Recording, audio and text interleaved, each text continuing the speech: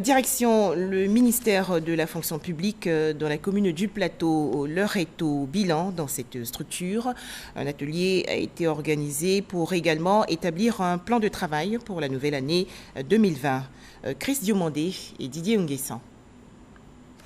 Renforcer l'efficacité des directions des services rattachés et extérieurs et améliorer la qualité du service, c'est l'enjeu de l'atelier de mise à niveau du plan de travail annuel PTA du ministère de la fonction publique. Le PTA constitue le référent pour mieux orienter toutes les actions menées en direction des usagers. Il y a eu pas mal d'avancées parce qu'en mai, quand on s'est retrouvé là, on était à 1500 par exemple formés HEC.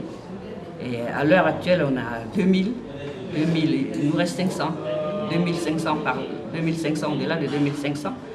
Et au niveau de la numérisation, il y a une avancée aussi par rapport à ce qu'il y avait. Au niveau du processus métier, qui est une modernisation du processus métier, qui est un projet de notre direction, il y a des avancées.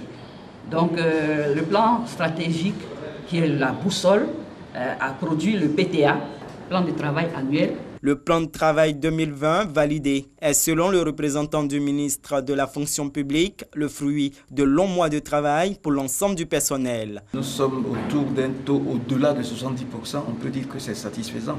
Cependant, ce n'est pas encore totalement excellent parce que notre objectif était d'arriver à 100%.